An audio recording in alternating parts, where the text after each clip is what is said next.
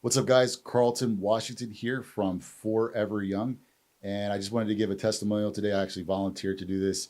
And the reason why is because Franchise Creator helped change my life. We were introduced to Franchise Creator by a sales rep here. I ignored the email for a little while. I just thought it was some spam. And when I finally decided to take the call from the rep and move on to meet with Hossein himself, I really was captivated by the amount of knowledge and experience that they had in franchising. They took something that I thought was a fantasy, that I thought was too good to be true, and made it to reality. I started with them. I was not a franchisor. By the time we were done with the process, we were a franchisor. We sold our first 8 licenses. And now, a few years later, I can honestly sit here and tell you that I've sold over 160 licenses and have over 60 franchise units open in 17 states right now. And I also have a private equity exit because of it. And so I really am thankful for this team, thankful for the opportunity to work with Franchise Creator. I stay in touch with Hossein all the time. I look forward to doing future business with them. And again, I volunteered to do this today. No one's forcing me to do it because I think it's a good opportunity for people who have businesses that are really ready to take that leap. Franchising has been an incredible journey. It's not for the faint of heart, but if you believe that your business is something that has the potential to help other people be successful and shared success as well, I think it's a great opportunity. It can change your life. It can expand your brand with like-minded people who have passions about the things that you do, who maybe just can't systemize it the way you have or put it together or package the process that you have. And so franchising is a situation that should be win-win for all parties. Yes, there's money to be made, but when you do it right, it's so much more than that. It's a rewarding journey and experience. And I started that experience here with Franchise Creator, and I'm very thankful. And I got a lot to show for it now. Hey, Carlton, it's good to have you here, my good man. Glad to be here. So I remember you when you had two locations of Forever Young. You and I and your partner met, and you now have sold over 150 franchises. The company has become a tremendous brand to brag about, right? So we're gonna talk about that and your whole journey today in this podcast. But one thing I admire by you is that you started from the bottom, right? You again, correct me if I'm wrong, but it wasn't like you had a huge investor behind you or born into money or any of that. I love your journey. So let's talk about how did you start? What was your first real job that kind of planted the seed for you to get to where you are right now? Cool. Yeah. First real job, interesting enough, was at a place called Healthy Appetite in Plantation, Florida. And I was always struggling for independence with my parents. I just wanted to do something. I always wanted to do something. I always wanted to work. And so when I was young, I thought having a job was like the coolest thing ever. And like my peers, everybody wanted a job. So like we went to the mall. Everybody was always trying to get a job at like Nathan's Hot Dogs or Taco Bell. And they always like, you got to wait till you're 14. You got to wait till you're 14. So I thought a place that hired me like right before I was 14 years old.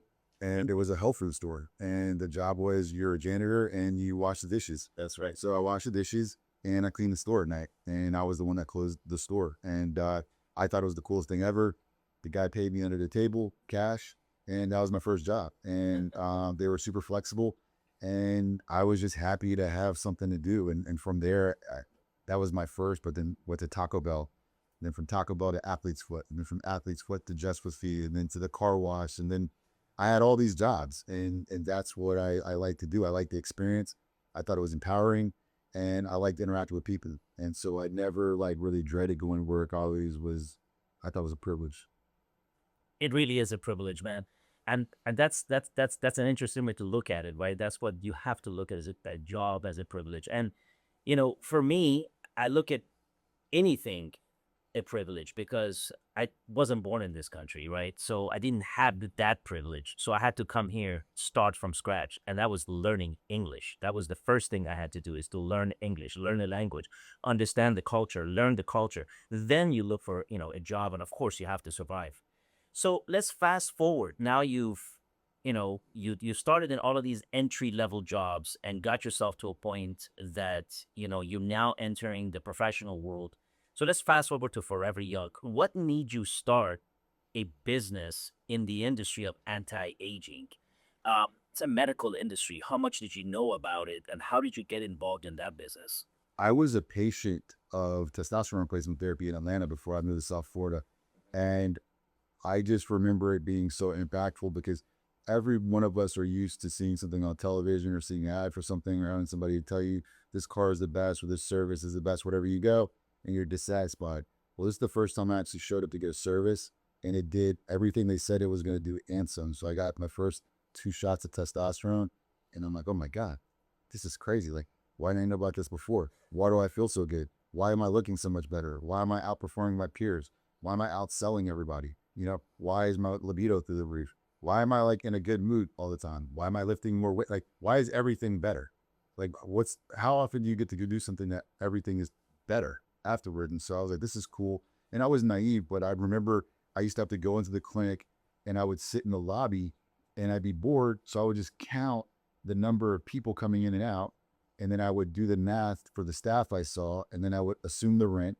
And then I was like, oh, these guys are doing pretty well, And so one day I was bold enough. The owner came in and I didn't know any better. So I was like, hey man, can I talk to you? Is there any way I could invest in this business? I didn't know if it was a franchise or whatever. And the guy was like, yeah, talk to my assistant, wherever. They blew me off. I talked to one of the staff members, like, why did the guy blow me off like that? They're like, oh, well, he's opened like 40 of these across the country and they just bought a plane. So he doesn't need you. Yeah, exactly. So I was like, okay, but I never forgot it. And so when I moved to South Florida, I always tell the story. I'll give you the quick version. My wife wanted to move back to South Florida from Atlanta. I didn't want to come, didn't want to be in the environment because I actually love South Florida. That's why I didn't want to come back, because I like South Florida lifestyle. And I was just afraid of what would happen, but we made a bet. He came down here. I couldn't find a job. I'm overly qualified, man. I had MBA, tons of experience in multiple industries, couldn't get a job. So I had to take a really crappy job. And it was divine, I believe, because the job was so bad and the leader was so bad and it affected my health and my mental health so bad that I was so depressed. And I got into a pathway of desperation. So I was at a point where I would have done anything to get out of my situation. And that's the energy that I came with. So I started thinking about that business that I ran the numbers on. And I was like, well, screw it. I'm about to give up anyway. I already filed bankruptcy, by the way. So I was in active bankruptcy, chapter 7. So I had no credit. I couldn't get credit or whatever. So I really didn't have fear because I was like, it's not going to get any worse than this, so why don't I just go for it? And so I did. I had a guy that was a client of mine who told me, if you ever do a business like this, you need to have at least 50 people to start off with. If you don't, you're going to struggle. And so that's the only thing I knew other than the business acumen I had to build a business plan. And so I was training with a guy who I just met, who happens to be my business partner now. And I just asked this guy, I was like, hey, you got a lot of people here. You're training. I'm getting good results. Over 50 people. Would you want to start this business? He was like, okay. Just like that. Just like that. Yeah. He was like, okay. I known him for a while. Was he a customer of the products himself? We were. So he was doing transformations, body composition transformation for people, helping people get in great shape. He was also on TRT. We also had the same music interest and party interest over at the time. So we were both using IVs and stuff like that. So he was like, okay. And it was like almost perfect timing because I think we're both at a place in our lives where we're like, well, what the hell are we going to do with ourselves? Like, what is the long-term thing? We were healthy, we were, in decent shape and all that stuff, but it's like, what are we going to do as men, to take care of ourselves? And so, if my partner now, he's very analytical. I don't think there's any other time in his life where he would have just said yes to a stranger, but this one time. Destiny. That's what it was. I mean, you just matched up with this guy at the right place at the right time of his life and your life. And of course it worked out. But it's crazy because, so you were a customer and you believed in the product, and therefore you built a business based on the belief that you had on the product. So, and I also like your story of the whole bankruptcy thing. And we don't want to spend too much time on that, but I do want to point out that when you talk to any successful business owner or successful entrepreneur, there's always failures that are behind the scenes. Everybody's had it. You can't succeed till you fail, right? And I always emphasize that to all of my clients, right? And you just pointed that out. Failures are behind you, but the success is here now. It stays. You fail small, but you succeed big. And that's what happened to you. You failed very small, but we're going to talk about the success you had in a second, but you succeeded incredibly big. Again, 150 plus locations sold of a business that you started just a few years back. We're not talking about 20 years back. We're not talking about 10 years back. We're talking about just a few years back. You started a business. Today, you're sitting um, as an incredibly successful entrepreneur and business owner, and not only financially but also business wise. The knowledge that you gained in the whole process, right? So let's talk about the business itself. So the wellness industry, it's incredibly competitive, right? There's so many businesses like yours, and this new wave of health going down the more of a cash basis, more of a service base, as opposed to just a primary care that you go see when you're sick, but more of a well care type of thing, is incredibly new, and it's also incredibly competitive. What was, name me a one or two of the challenges that you faced when you first started this business, and how did you overcome them? Capital. We had no capital. Beautiful. No capital. I mean, right now, I'm still in the business. I'm actually starting another center myself. For me personally, I'm putting it's a $1 million investment. We started this business with $70,000. So imagine doing what should cost about $1 million with $70,000. That was a huge challenge. It challenged our health, it challenged our mental state, and it challenged our ability to grow. So we were going through that. And the second thing I think was just credibility. Like you said, I'm not a doctor, I'm not a scientist, no medical background, and so people really try to attack that and say, "Look at these two guys. Look at these two dumb meathead guys. Why would you go to them? They're not doctors. They don't know what they're talking about." And so we had to overcome that, and all along people didn't understand that was really the strength the whole time. Is like we actually are looking at this from a completely different angle, and we're looking at it from a patient lens. And so you already mentioned we believe in the product and service so much so to take a chance on it. We know it works. There's nobody can say it doesn't work. And so you have that, you have the conviction that we had and the desperation that we had as well. That's a powerful combination to go up against. So I think credibility, people have a belief in us, and the capital piece was extremely charming. Lessons learned, right? These are all the things that's going to help you on your, obviously you're incredibly young and you got a whole world ahead of you, and I'm sure you're going to do this over and over and over again.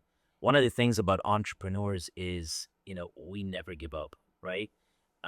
We work hard, but we believe in what we're doing. And at some point, and I think you've pretty much gotten there now, is entrepreneurs, when you go through an exit or two or three, you realize that it's no longer about the money. It's now about the journey. The journey is more important than the destination. Yes, money is always sweet, but it's not just money becomes another number in your bank account, but it becomes an award, a star that you just achieve. And that to me is the biggest prize an entrepreneur is working for when they start the next chapter or next business. And people don't understand that. They think this guy's got all this money. Why is he just putting himself through all of this mess again? Because we don't know better. Steve Jobs worked till the last day he lived. It's not that he needed the money, because he just loved the challenge, right? I met you when you had 2 locations. And I tell you what, I've consulted with over 900 businesses, right? 900 businesses plus I've hired us and me to consult for them. You were one of them. But I'm not going to lie to you, you were one of the toughest guys, right? And I love that about you, because you didn't jump right into it. You had never heard of franchising, and correct me if I'm wrong, when we first met, but you were incredibly smart. You asked all the right questions. You didn't get sold. You wanted to understand more and more about this whole world of franchising, right? You had to have dinner to get there. We had to have... I was waiting to see if you were going to remember that. Oh, I remember that clearly. And you know what's crazy? No one gets me out of this office. You did. You said, I'm not doing this till we have dinner together, halfway, because you were in 60 miles away, right, or whatever that you were in. So we did. I said, man, this is a tough cookie. Let's go. So we met with just, with your partner, also your wives, and fantastic conversation we had. But at dinner, I felt like I was getting grilled. with the wonderful questions you were asking. Um, one of the questions that you asked, which I still to this day remember, is, my partner and I have worked very hard to build this business and to build this brand. Um, I don't want to put it in the hands of some meathead, like you said, or whatever the word you use, to destroy my brand, right?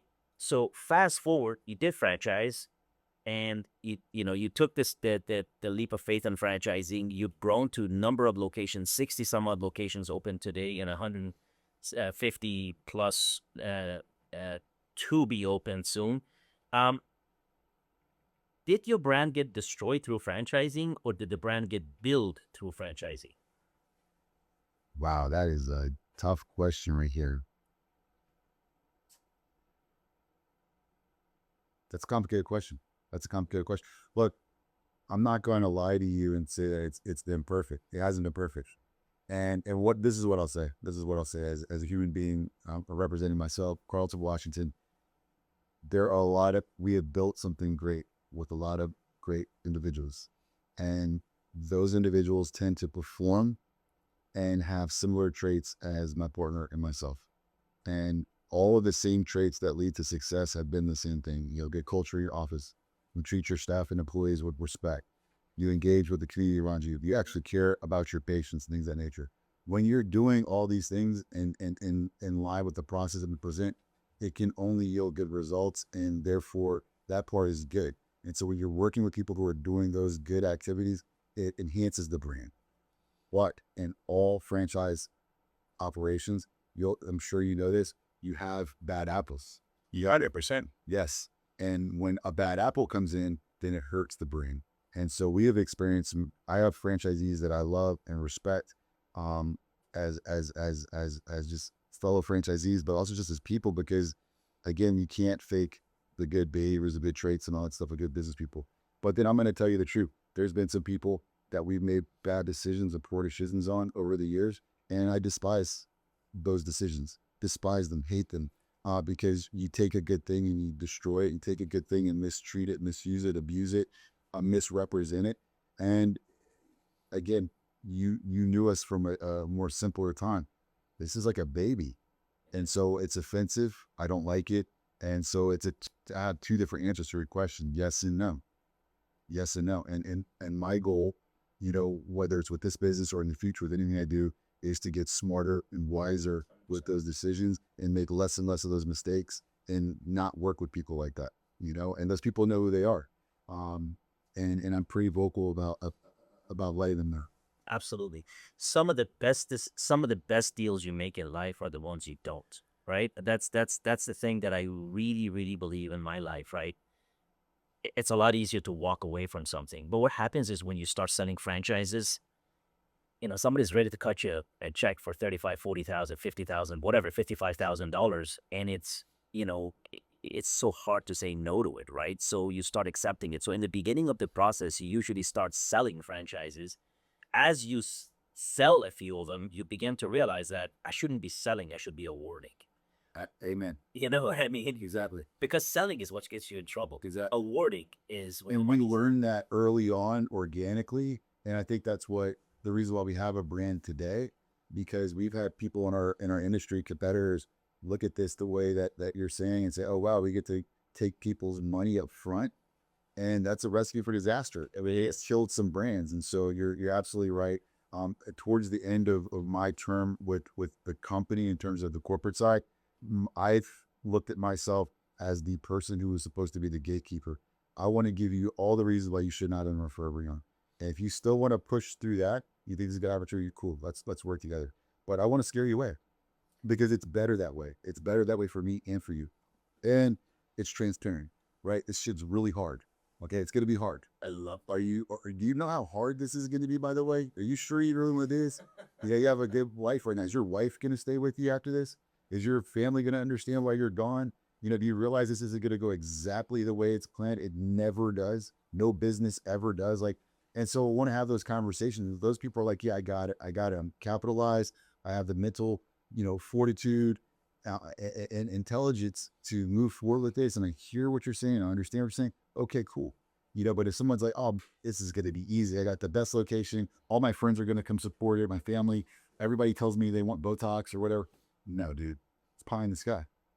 You know, and I have a team that I'm building right now in Atlanta. I have a new partner in Atlanta. And that was one of the big things we had to talk about. I was like, look, man, I'm not trying to be pessimistic here, but let's tone the optimism way down. This shit is going to be hard. And he's like, well, but you're the co-founder. I'm like, dude, trust me, it's going to be harder than I think. You know, and that's just the mindset. I want people to understand that businesses work.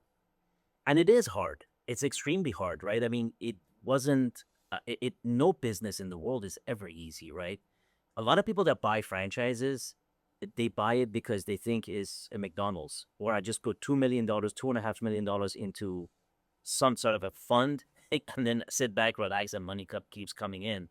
But even McDonald's is a tough business, right? Because you're talking about blue collar employees that drink the night before too much and they don't show up the next day. And before you know it, on a Saturday, you're frying fries where you should be with your family, right? To me, going back to the whole process of selling franchises, the best franchise salespeople are the ones that listen a lot more than they talk, right? In sales, people are talking and they're trying to sell, sell, sell. For me, you got to listen to see if the guy is the right guy for you. If this is not the right guy, the best thing you can do is walk away, because that sale process, which takes 35 to 40 days or 45 days, is soon gone. And now you got to franchisor has to deal with this bad apple for years and years and years. So that little bit of a interview up front can be a lifesaver for both parties. And the person buying a franchise also shouldn't be buying something that they don't want, right? You got to be in love with what you do, so you wake up in the morning and you're happy doing absolutely what you're doing, right? So so you recently, so the keep talking about this great success you've had. Took a company with 2 locations, you franchised it, you walked the walk and talked the talk, did all the right things, and grew the company to, again, 150 plus locations sold, 60 some odd locations opened as of today, and did what a dream is for any entrepreneur, and that is to have an exit. So you experienced an exit last year where private equity came in and bought you guys out. Talk about that experience. Talk about, to an entrepreneur watching this podcast that has that same dream that you had and you accomplished it. What do you have to say to that entrepreneur? What was your plus and negatives of that experience? First and foremost, what I'd say to most entrepreneurs is it's probably not happening in the time that you believe it's going to happen or as you want it to happen.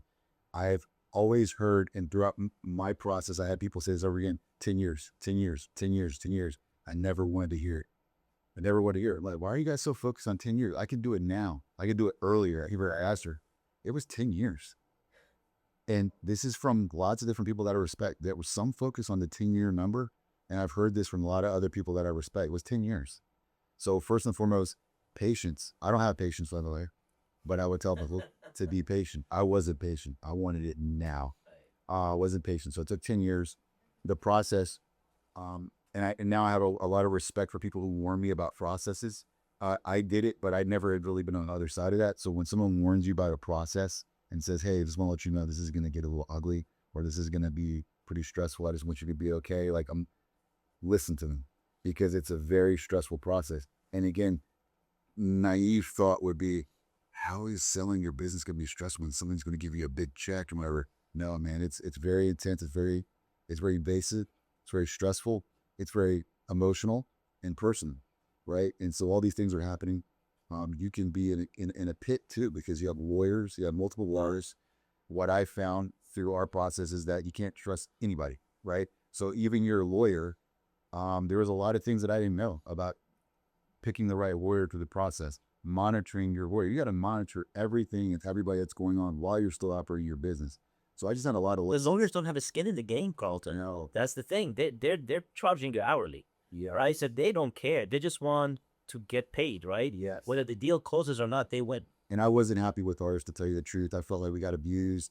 I was always curious as to 10 different attorneys were showing up to our calls. And then at the end of our transaction, I realized why.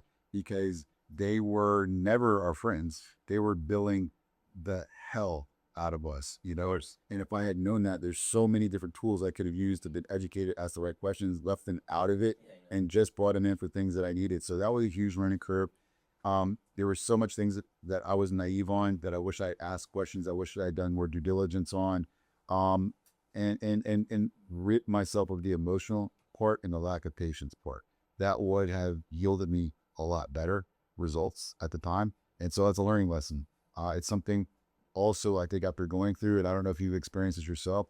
I feel after going through that process, it makes many people unrelatable as well, because they don't understand what you're going through to get where you are, right? They don't understand how that process is also just as brutal as the building of your business and all these other things, and that you're fighting every single day because someone on the other side of that table is trying to get you. And if you, like you brought up again, you know, McDonald's, whatever, if you're getting wasted, you know, or doing certain things, and you're not showing up with your wits intact to these meetings, it's going to cost you, right? It's chess at the highest level. And so you need to be of sound mind, you need to be patient, and you need mentorship and advisement that I wish I had more of at the time. And so it was a big learning lesson. I learned a lot. I'm still learning. And I hope that at the end, the way I structure our deals, I still have ownership in the company. Right. So I'm still heavily incentivized by the growth of the company. But I definitely can tell you that there's things that I wish I had known when I did that. And if I could do it over, it might look a little different. But now I'm just focused on value creation for our company. I'm focused on moving ahead and building the biggest, best thing that we possibly can. Well, no, everything you said makes a lot of sense. And, you know, I sit here and I've been fortunate enough in my life that I've had 3 exits, right? And I'm a lot older than you. So you're on your way of probably doing better than that. But one thing I tell you is that every single day I come to work, I'm going war. That's how I feel. I wake up in the morning and I'm going to war. So I dress for war. What does that mean? That means that, you know, I dress for success, right? And my war is different than a war that a soldier is fighting for. But I come to work because I know that every single day somebody out there wants me dead in business, right? My competitor wants me to die, wants me to go away. And my competitor is shooting us down every single day. So it's a war. Either I win or he wins. There is no other way. Both of us cannot win in this game, right? That's just the way it is. So every day for me is that stress, right? Stress becomes, and I say this because entrepreneurs need to understand this. A lot of people get a job because it's a lot easier, right? It's the journey that you just talked about, which is the exit side of it, which again, you know, thankfully I've been through 3 of those and it's incredibly painful. And every time you get more and more gray hairs, is because, you know, at the table, even when you get to the exit, so growing your business, it's war. But then when you get to the table, you're at the table. Now you're closing the deal with a private equity. Every single day of that 3, 4, 5, 6 months of due diligence process is war. They're trying to go back and change the price, change the game, change the terms. And you're fighting every single day saying, no, you're wrong, I'm right. Oh, wait, but we hired this other third-party company that says this. And now you're fighting against 2, 3, 4, 5 different groups. And you find yourself incredibly lonely, right? Because you're an entrepreneur. I don't think you could put it any other way. You talking about this is bringing up visuals of that, and only my wife, I think will understand that. A lot of people can't relate to what you're talking about right now. They can't, and it brought me to my knees. You know, I was like, I just want this to be over. I just want this to be over. I just hope I'm making the right decision. You don't know, because at the same time, we're also expected to operate our business. We can't have a dip in sales. We can't have a dip in revenue. Everything has to move smoothly. Not to mention, you're not supposed to really be talking about that at the time either. So it's very complex. I think it takes a lot of mental capacity. Yeah. And it's like you said, it's draining. I feel for anybody who's unhealthy through that process. Yeah. And we could take a toll. And part of the process is to tire you out, right? That's what it is. They want you to get tired, to say, you know what? I throw on the flag here. I'm in, you know, let's just get this done. Whereas you get so exhausted of the process and it's distracting you from everyday absolute business, right? And that's what it is. So I have this saying that say I always tell people, and I said the road to the top is incredibly bumpy, but the view for the top is incredibly beautiful. In the process of climbing this hill of success, there's many people, every single entrepreneur is gonna fall, they're gonna injure themselves. It's the one that can withstand the bleeding and the pain that finally makes it to the top that has a lot to talk about the view from the top, right? Yes, you did. You withstood all of those pains and all those sufferings that you just mentioned just at the closing table. I'm talking about 10 years of building a business. From the moment you found the partner that wants to put money and time into it to all the different things that you did and all the challenges. Um, that's where you are today. So definitely hats off to you. But I want people to understand that that's what entrepreneurship is all about, right? What's the biggest challenge in your mind that you remember that stood out in this entire process? Is there one thing that you feel, aside from funding that you mentioned at the beginning? Yeah, it's personal though, because for me, it's the trauma of bankruptcy. It was the trauma. I was a banker before, all into various sides of finances, and a financial advisor, business banker, personal banker, private banking, everything in between. So getting to meet with so many different people at different stages in their lives, poor people, rich people, middle class people, all these different people, and looking at their patterns, people getting divorces, people start sending their kids up to college, empty nesters, all this different stuff. It gave me all these different vantage points. And I would feel a little bit of each of, either learn or feel a little bit of these people's pain or what was going on. And then going through crisis myself financially and seeing, it's the more the more uh, ignorance is bliss, right? You know too much. There's too much that I knew, too much that I felt.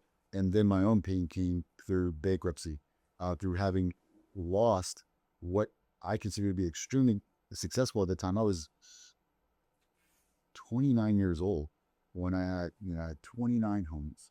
I had At what? 29 homes. 29 homes at 29. And yeah, I didn't know that about you. yeah. I had That's part of stock. I had a stock portfolio.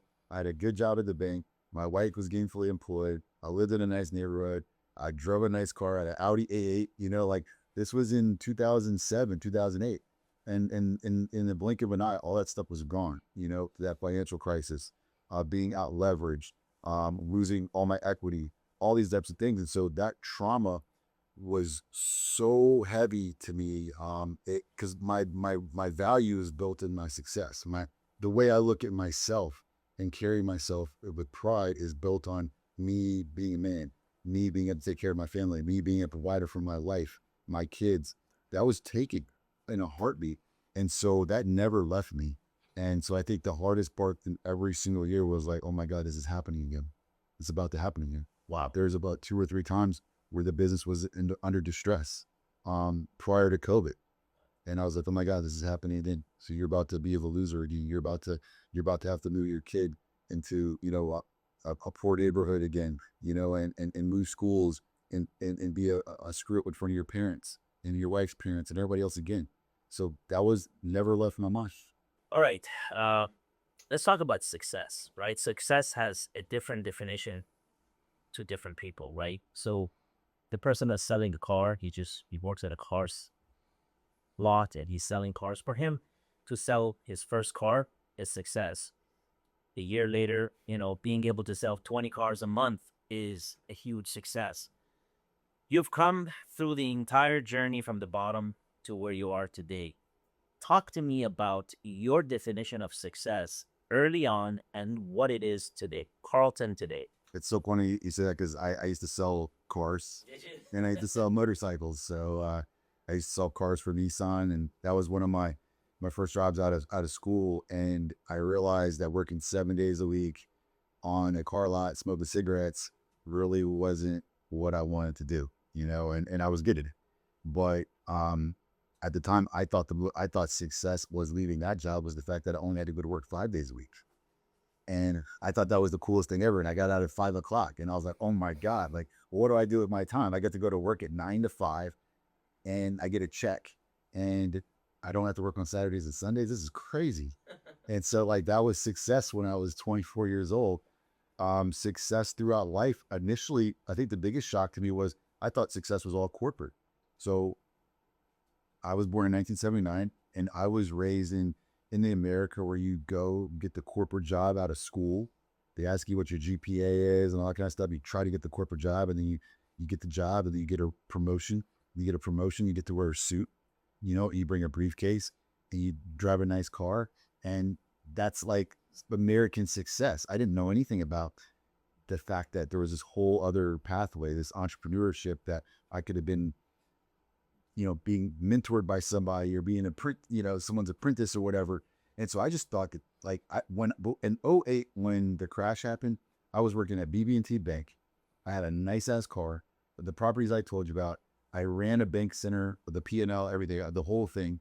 I was making good money. My wife had a job at the state. We went out for dinner. We partied on the weekends. And I thought I was just going straight up. And that felt like success to me. But it wasn't real success. It didn't have a great foundation. And it was under someone else's control, And so I quickly learned that. And so after figuring that out, success became what success is to me now, which is freedom. Freedom. And I mean real freedom. I want to be able to do as much of what I want to do as possible when I want to do it. And I want to be able to tell people to kiss my ass all the time. You know what I'm saying? I love it. And that's real. And I'm not saying that to be negative, but I talked to several people. Musk does it. Elon Musk does it. You've heard him say it. Yes. He literally says it. Yes. I love that about him. Yeah. And I guess it's up to people to figure out if this is coming from a good place or not. But I talked to 3 to 4 people this week, employees that were asking for advice. And I listened to them and what they were concerned about. And I said, you know what? The best advice I can give you right now is you need to be honest about the issues that you're having. You need to go and communicate them to these people. You're afraid. And the reason you're not getting what you want is because you're afraid. So one of the employees had to quit just to get a raise and to get listened to or whatever. But I'm like, you already quit. They brought you back. So what do we have to lose now? Your value add. I know your value add. You know your value add. Make them know that you're a value add, right? So don't be afraid. Say, look, respectfully, this is what's going on here and this is what's wrong. I don't like it, okay? Now, I've got leverage here because I'm a good-ass employee.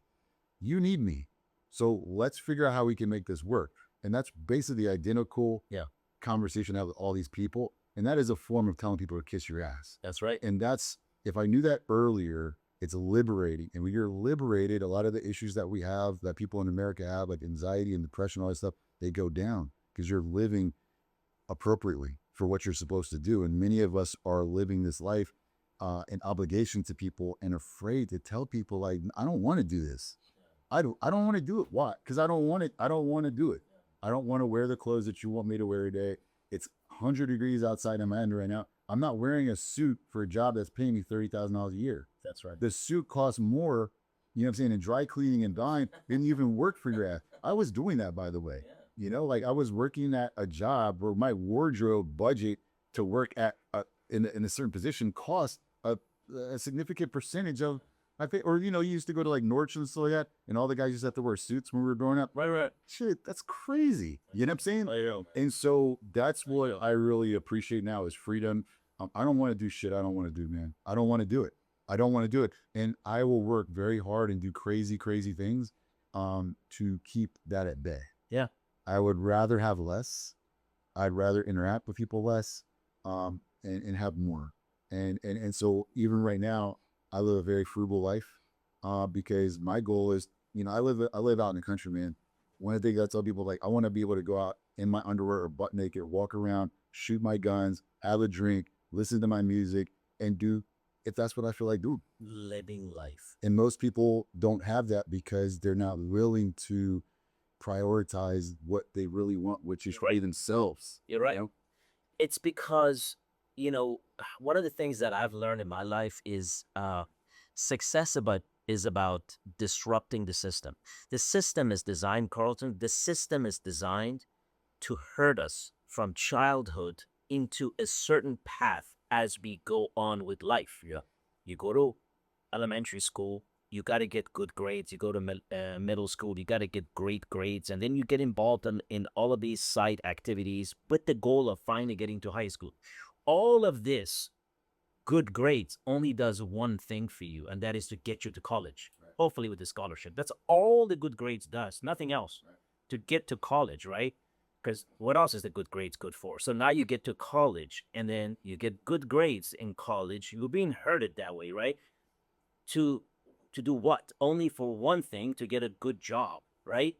And then you get a good job, and then so success for me is disrupting this entire system and saying, yes, I'm going to go to college, but I'm going to use whatever knowledge I'm getting so that I can do something that's going to get me to this end goal of doing what you just said, right? And that is to be able to do anything and everything I want to do someday.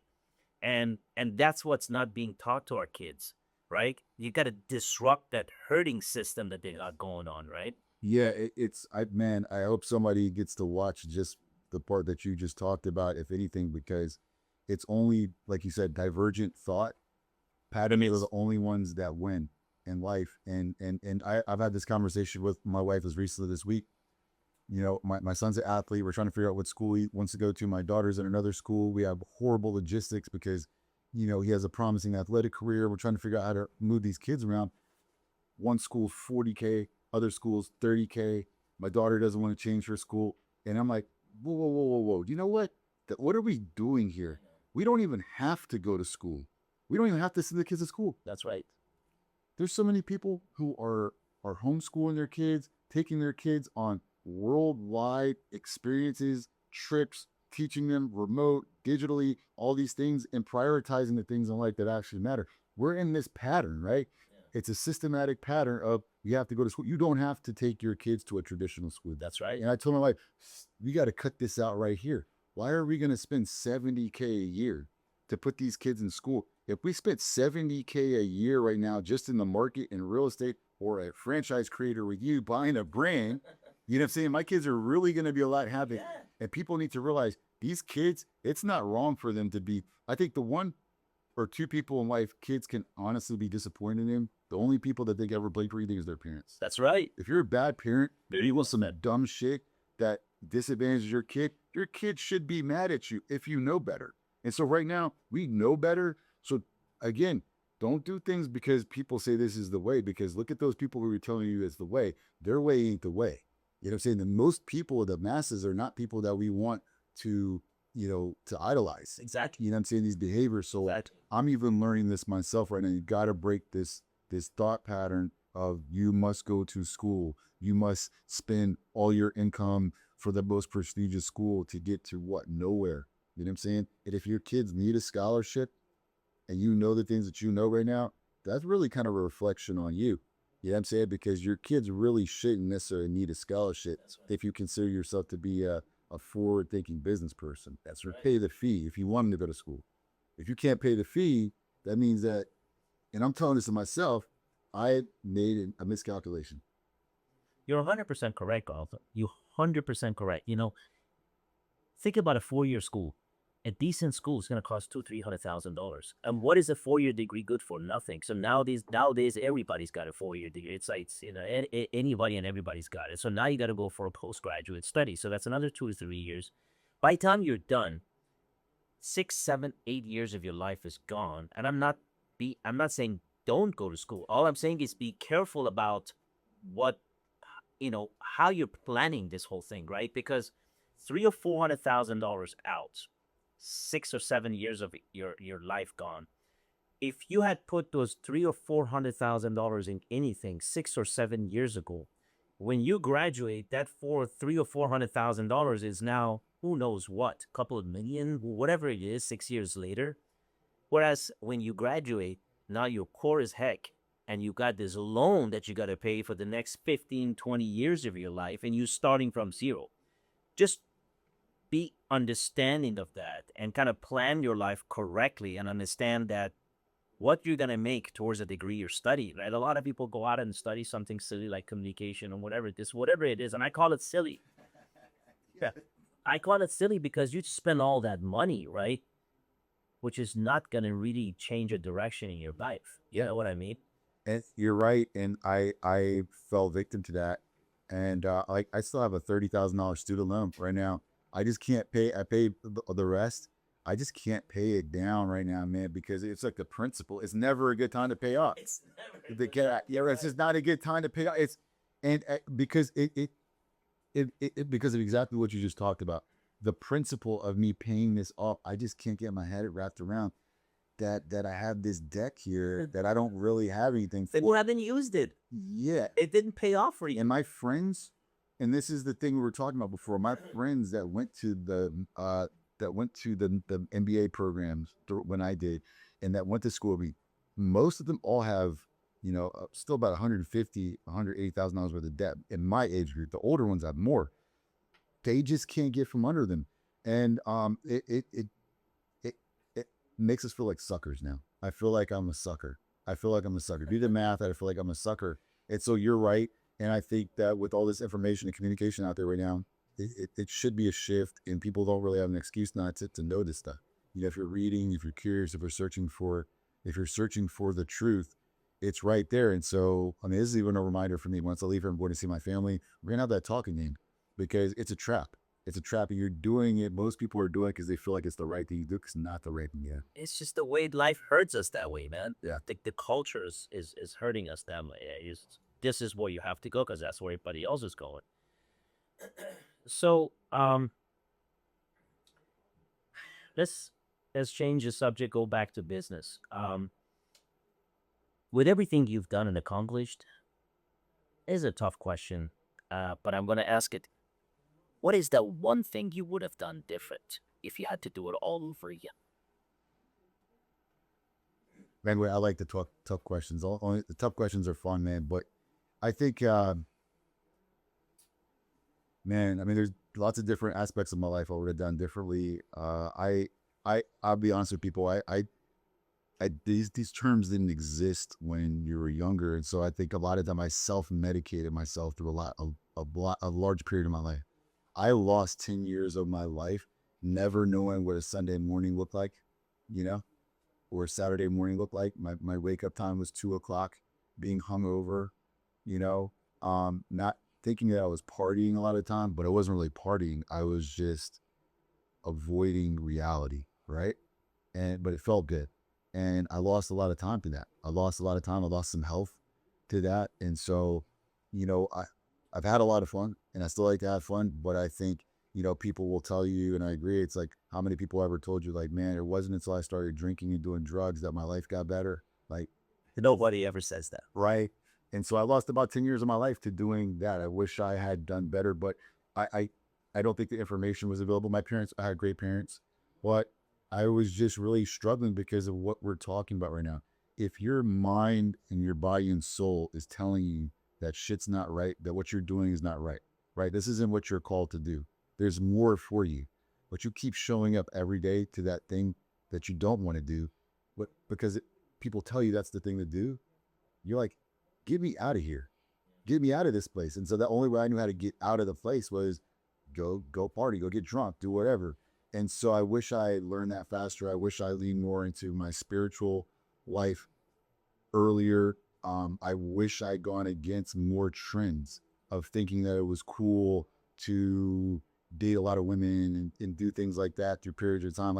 Like I wish I had more maturity, understanding of what success looks like, because I would have got there faster. But then also, if I didn't have these massive errors and mistakes that I had, then I also don't think I'd be able to relate to people today. I don't think I'd be able to be a good leader. I don't think I'd be able to relate to my employee and might just need another chance, and not judge that person because they screwed up one time or two times, and seeing myself in them and stuff like that. So I wouldn't take a lot of that back, but I would add more patience. I would add, I think I'd have more patience, a little bit more discipline, and just diligence. The most recent thing I have regrets in is not doing more diligence and being too impatient.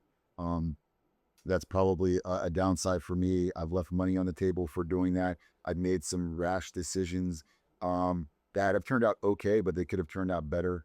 And so I would say those are the things. And now I'm trying to learn from those things. I have less time, but I'm very mindful of my time now. And so I know a lot about a lot of experiences. It makes me be able to compete at a higher level though than other people. So and in hindsight and in the end, I don't know if those would be things that I take back, because a lot of people are so square and they don't take any risks and they have nothing to draw from when they're talking to people. And this is the biggest thing I tell people. And I told my oldest daughter this and my son, like, a lot of people are not interesting, right? And so the worst thing I think you could be right now is a person that's not interesting. And if you're not interesting, like, you're boring, and you're not spectacular. And why would anybody want to really invest in you or spend time with you or whatever? And so I really encourage my daughter, and now she's 24 years old, like, you need to invest in being interesting. What does that mean? It means reading about different stuff. It means going different places. It means listening to different kinds of music. It means trying new things. And it means not being satisfied with where you are and always grow, grow, grow, grow, grow. There's nothing wrong with that. And you're definitely not going to get any negative results from that. And so, long-winded answer, but I through talking to you right now, I'd say, those are the things, but I don't know. I actually love that answer. It kind of reminds me because I'm incredibly proud of having my two kids are, I have two amazing kids. My son is an architect. My daughter is an attorney. And I look at people that have younger kids today, and it's, and I look at them and I say, how difficult is this? Much more difficult to raise kids now than it was before, right? Because these kids are living through a 4-inch screen, right? You talked about some of the alcohol and drugs and things like that, and you talked about spiritual stuff that you wanted to more of, right? But that stuff is not cool for these kids, because when they look at that 4-inch screen and they look at social media, what is cool is alcohol. What is cool is whatever, the social gatherings that involve those kind of things, right? Which is very sad. It's incredibly sad when you think about it. But this wasn't the case. We used to play the streets. We used to play ball. We used to joke around. And, our gathering, the first thing when you walk into somebody's house is, what would you like to drink? Yeah. That wasn't the case when I was a child. I'm Persian, so we like wrestling. We walk in, the first thing we do as cousins is grab each other's legs and throw them across, right. Appears to do, and then we sit around and say jokes. Right. That stuff is no cool anymore, right? It's just not the case. We're getting towards the end of the time here, so let me just ask you this. You're an entrepreneur. You're a successful entrepreneur. Do you think entrepreneurs are born or raised? I don't know. I think it's divergent thought, man. I always go back to divergent thought. I can't put people into one box, but what I can tell you is that I think a lot of entrepreneurs are dreamers, but you got to be more than a dreamer. I don't like to do business with dreamers. I don't like to hang out with dreamers. But it starts with being a dreamer. You're not a doer more than a dreamer. Right. But you got to also have the dreaming part. And that's the thing. It's like, and a little bit of dissatisfaction. It's all about the pursuit of more, a lack of contentment. You talked about the DMV earlier and how people treat you like crap when you go there or whatever. Some people go there, they get treated like crap, and they're just like, okay, I'm going to wait in line. Some people go there and be like, you're not going to talk to me like that. I deserve to be talked to better, right? Or you have people like Donald Trump or Steve Harvey talk about their friends or them that initially started flying first class at times where they couldn't afford first class. Donald Trump has a story about that friend, and then Steve Harvey talks about it with himself. And he talks about training yourself to want more, right? Why would you want to go sit in the back of the plane? Like, figure out how you can have more. Your time is more valuable. All these things are more valuable. And so that to me is entrepreneur mindset. It's like, nah, man, like, I want more. I want more. And so I don't know if that's raised or not. Maybe it's nurtured a little bit, but I know for me, I was always like this. Always like this. My uncle told my mom when I was a really little kid, she was always worried about me. I always got kicked out of school. I always got in trouble. Everywhere I went, which was church, school, I got in trouble. I always had to get kicked out because I was disrupted. And my uncle told her, dude, he was like, Mary, stop worrying about that boy. And she was like, why? He was like, he's always going to be okay. He's like, that kid's a hustler. And this is when I was like 7 years old. He's passed now, but my mom's still alive, and she tells me the story all the time. That was innate. That was innate. The disruptive behavior that people are trying to put guardrails on and control is very threatening to people, because it takes more work for them to have to deal with it, right? Right? That's They want everybody to do X activity. You're over here doing this. Now you're causing me stress about, because they're lazy, because they don't have the capacity to do it. They don't even have the intuition to say, man, let me pull this kid aside and just talk. What's going on? Like, what are you thinking? And if you're not in those kind of environments, you can probably be robbed of your entrepreneurial spirit, right? And so I think it's how strong is that persistence to be coloring out of the lines. And if you can do that and someone doesn't rob you of it, that's what I see in a lot of entrepreneurs. Parenting is a huge part of shaping a child's future, right? So if you encourage a child to be a certain thing, then that child moves towards that personality, that goal, or whatever the case is. And you being an entrepreneur, you being a hustler, I guarantee you has a tremendous effect on your children as they grow up, because they see it and they see what their father is going through and what he's gone through to afford what he has, right? And unfortunately, I tell people all the time, I say the cemetery is the richest location on earth, right? The cemetery is the richest place on earth. Why? Because a lot of great ideas are buried there. People don't have the oomph to take whatever that idea is in their head and act on it, right? It takes a lot, because going to work is easy, right? Work is a 9 to 5. You go home and you turn everything off and everything is done. But as an entrepreneur, you're a 9 to 9 guy, right? It just doesn't finish 9 a.m. to 9 a.m. It's just all the time you're working a business. So it takes a lot to actually take something and take it to the next level, right? We talked about you just approaching your personal trainer to partner with you to start a business, to believe in your idea, and that's starting from scratch, right? It's difficult, man. It's difficult. You were at the bottom of this hill called success, and you had to climb it. You're looking up, and it's incredibly difficult to even see up there, and it's full of bumps. So again, I admire what you've done, because I've been down that path before. It's incredibly rewarding, but it's very difficult. What's next for Carlton, Washington? I don't know. I mean, right now I reinvested. I told you before, I reinvested in Forever Young as a franchisee. Sure. So what that means is I'm going. So you're becoming a franchisee Becoming a franchisee of your own franchise. paying the royalty. My track, my FTD is no different than any of our franchisees, and I wanted it to be that way. Partnered with a guy in Atlanta who I've known for a long time, and a location in Atlanta, and we're taking this process from the baseline as any other franchisee, and we're going to go neck to neck, compete with the franchisees, and run the process. See what's working in the process, see what can be improved in the process, and try to prove it out again. Purpose of that is to just add value to the brand, add value to the region, and really try to give people a North Star, holding ourselves to to accountability, to do the best practices that we're telling these people to do. I want to help someone else do what we did. Yeah. I have an eye for it.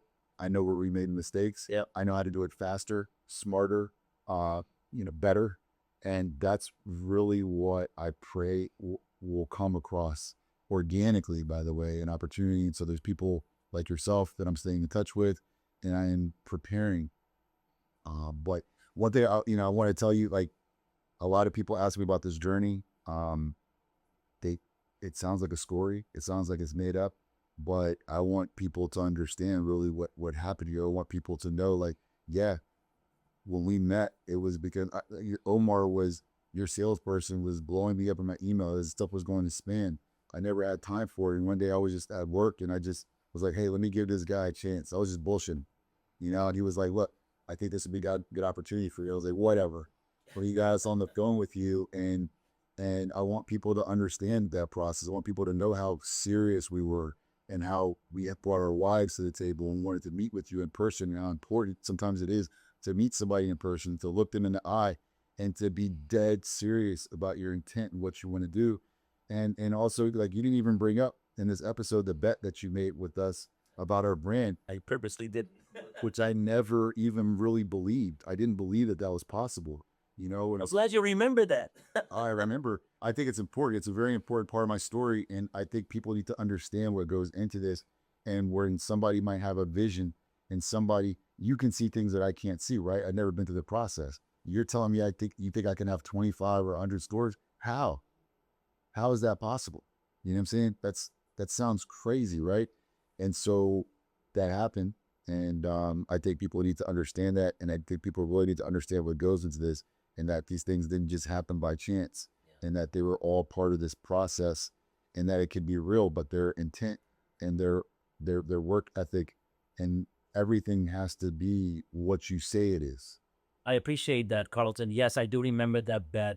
One of the things about you, which we didn't talk about, is you always give back a lot. And I remember that event that we were in was a holiday event that you always get back. You right, everybody brings a toy, and you give that, obviously to the needy people. And I admired that about you. I saw that day for the first time. We attended that party you were invited to, but I do remember that bet, and I've made that bet with you and your partner for one reason, and that is, again, I've done this for 900 different companies, almost 1,000 today, but I saw in you a gem, and I mean it sincerely, Carlton. I think you are a gem, and I think you need to know that, and I need you to believe in that, because that is what got you to where you are.